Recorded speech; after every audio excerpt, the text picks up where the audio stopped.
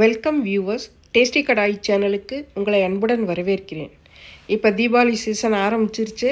அதுக்காக புதுசாக ரெசிபிகள் போடுறேன். இது ஃபஸ்ட்டு ஸ்வீட்டில் ஆரம்பிக்கலாம். இது வந்து மைசூர் பாக்கு, பெங்களூர் ஸ்பெஷல் மைசூர் பாக். அதாவது பெங்களூரில் எப்போதும் மைசூர் பாக் கிடைக்கும், ஆனால் இது புதுவிதமாக ஸ்பெஷல் மைசூர் பாக்குன்னு கிடைக்கிது. பாருங்கள் எவ்வளோ அருமையான டேஸ்ட், உடைக்கவும் வரும், டேஸ்ட்டாகவும் இருக்கும். இதுக்கு நான் இந்த எவ்ரிடே தான் மில்க் பவுடர் யூஸ் பண்ணியிருக்கேன். அதில் 100 கிராம் அளவுக்கு எடுத்திருக்கேன் மில்க் பவுடரு. இது வந்து 80 கிராம் அளவுக்கு கடலை மாவு. ஆனால் இந்த மாதிரி கிண்ணத்தில் ஒரே மாதிரி தான் இருக்கும், ஆனால் நான் நிறுத்தி எடுத்திருக்கேன். இது 10 கிராம் மைதா, 1 டேபிள் ஸ்பூன் எடுத்துக்கோங்க. இதை வந்து நான் இப்போ ஒரு மிக்சிங் பவுலில் எல்லாத்தையும் சேர்த்துக்க போகிறேன்.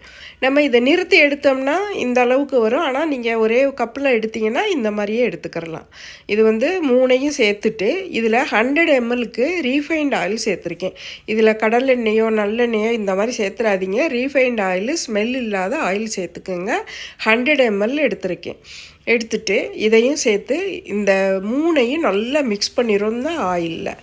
இந்த மாதிரி ஆயிலில் மிக்ஸ் பண்ணி ரெடியாக வச்சுக்கணும். இதில் 200 mlக்கு நெய் எடுத்திருக்கேன்.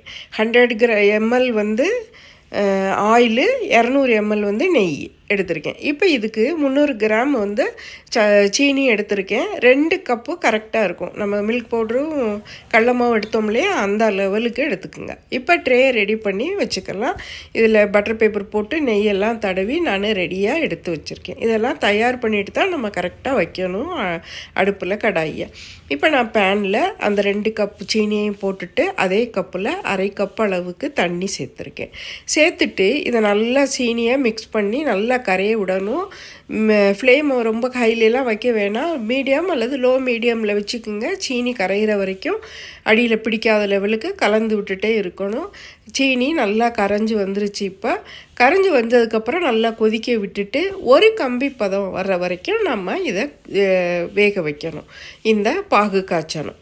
இப்போ பாருங்கள், சீனி நல்லா கொதித்து வந்துருச்சு, பாகு ரெடி ஆயிடுச்சு. பாருங்கள், இந்த மாதிரி ஒரு கம்பி பதம் வரணும். அந்த கம்பி பதம் வர வரைக்கும் நம்ம காய்ச்சி எடுத்தாச்சு. இப்போ ரெடி ஆயிடுச்சு. இந்த சமயத்தில் நம்ம மிக்ஸ் பண்ணி வச்சுருந்தோம் இல்லையா ஆயிலில், கடலை மாவு, மில்க் பவுட்ரு, மைதா, இது 3 சேர்த்துட்டு இந்த மாதிரி ஒரு சைடு நம்ம விட்டுட்டே இருக்கணும், ஒரு சைடு கலந்து விட்டுட்டே இருக்கணும். அப்போ தான் வந்து கட்டிப்படாமல் வரும். மொத்தமாக எல்லாத்தையும் சேர்த்துட்டு நீங்கள் கலந்து விட்டிங்கன்னா கட்டி ஆயிரும். இப்போ நல்லா சேர்ந்து கலந்து வந்துருச்சு. இதில் 1/4 டீஸ்பூன் அளவுக்கு மஞ்சள் தூள் சேர்த்துருக்கேன். இது வந்து கலருக்காக. நீங்கள் கலர் வந்து பவுட்ரு கூட சேர்த்துக்கலாம், லிக்விட் கலர் எதுனாலும் சேர்த்துக்கலாம். கலர் வந்து ஃபுட் கலர் வந்து உடம்புக்கு நல்லது இல்லைங்கிறதுனால நான் மஞ்சள் சேர்த்துருக்கேன். மஞ்சள் வந்து இதில் வந்து வாசனையெல்லாம் வராது இந்த ஸ்வீட்டில், நீங்கள் பயப்படாமல் சேர்க்கலாம்.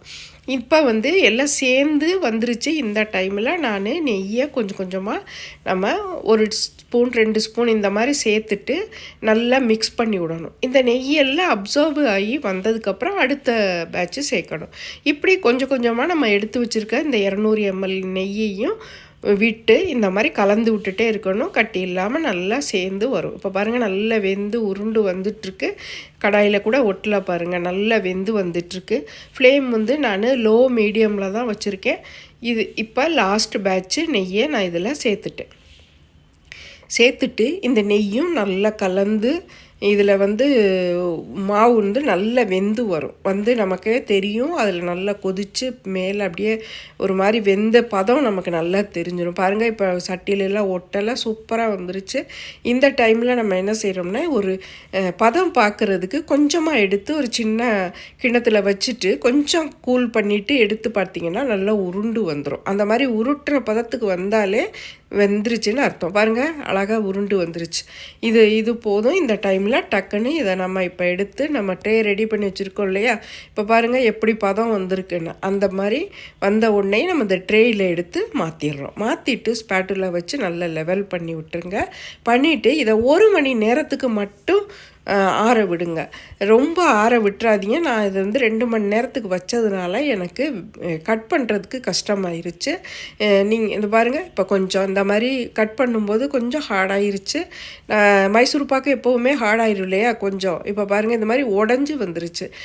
நீங்கள் இப்போ வந்து சூடு இருக்கணும், அதில் இருந்த மாதிரி இருக்கிற டைம்லேயே வெட்டிட்டிங்கன்னா நல்லா ஸ்லைஸ் போட வரும். சூப்பராக இருக்குது பார்த்தீங்களா பார்க்குறதுக்கு. ஆனால் டேஸ்ட்டு வந்து வாயில் வச்சோடனே கரைஞ்சிருங்க, அந்த அளவுக்கு டேஸ்ட்டு. நீங்கள் இதே பக்குவத்தில் செய்யுங்க.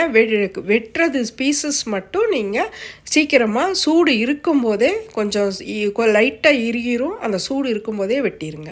இதே மாதிரி நீங்களும் செஞ்சு பார்த்துட்டு எப்படி இருந்ததுன்னு கமெண்ட் பண்ணுங்கள், லைக் பண்ணுங்கள், ஷேர் பண்ணுங்கள், சப்ஸ்கிரைப் பண்ண மறந்துடாதீங்க. அடுத்த ரெசிபியில் சந்திக்கிறேன். நன்றி.